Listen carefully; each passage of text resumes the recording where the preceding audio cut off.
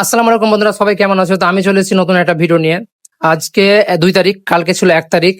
এই 2 দিনের মধ্যে মিনিমাম আমার কাছে কল ঢুকেছে 15 থেকে 16 জন। হ্যাঁ, কি জিজ্ঞাসা করছে? কিস্তি কাটেনি, ফাইন লাগবে নাকি, কিস্তিতে ফাইন বেশি টাকা কাটলে তোমার কাছে টাকা নিবো। তো এইসব আজে বাজে কথা আমাকে বলছে।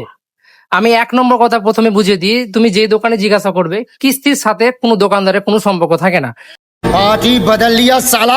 ওটা হচ্ছে ফাইন্যান্স ওয়ালার সাথে তোমাকে কথা বলতে হবে। হয়তো বাজাজ করে থাকো, বাজাজ ওয়ালার সাথে কথা বলতে হবে। টিভিএস এ করে থাকো তো টিভিএস ওয়ালার সাথে কথা হবে। এটা দোকানদারের সাথে কোনো সম্পর্ক থাকে না। ঠিক আছে। 2 নম্বর পয়েন্ট, কিস্তি কেন কাটে না? কিস্তি কাটে না তোমার জন্যই।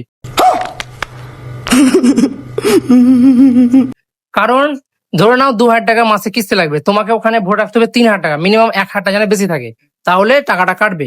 আমরা কি করি যে হয়তো কিস্তি 2,000 টাকা আছে, ওই 2,000 টাকাই ভরি মিনিমাম করে। ঠিক আছে, এটা একটা ভুল।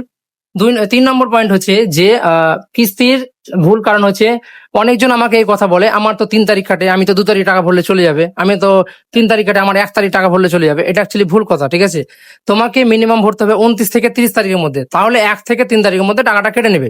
তো এইসব আজে বাজে কমেন্ট বা এইসব আজে বাজে মেসেজ করে কিচ্ছু লাভ নেই। আমার সাথে কিস্তিওয়ালার কোনো সম্পর্ক নাই। বা তুমি যে কোনো দোকান যাবে, জিজ্ঞাসা করে নিবে। 4 নম্বর পয়েন্ট হচ্ছে যে কিস্তিওয়ালা যদি নাম্বার চাও তো আমাকে মেসেজ করবে যে আমার এটা ভুল হয়েছে, সে কিস্তিওয়ালার সাথে তোমাকে কথা বলতে হবে। হ্যাঁ, পারলে ভিডিওটা শেয়ার করো তোমার ওই বন্ধুর সাথে যারা কিস্তিতে ফোন নিয়েছে এবং একটু পরিশান আছে। বাস এইটুকুই। পারলে শেয়ার করো ভিডিওটা, লাইক না করলে শেয়ার করো। भाई ने बोला करने का तो करने का।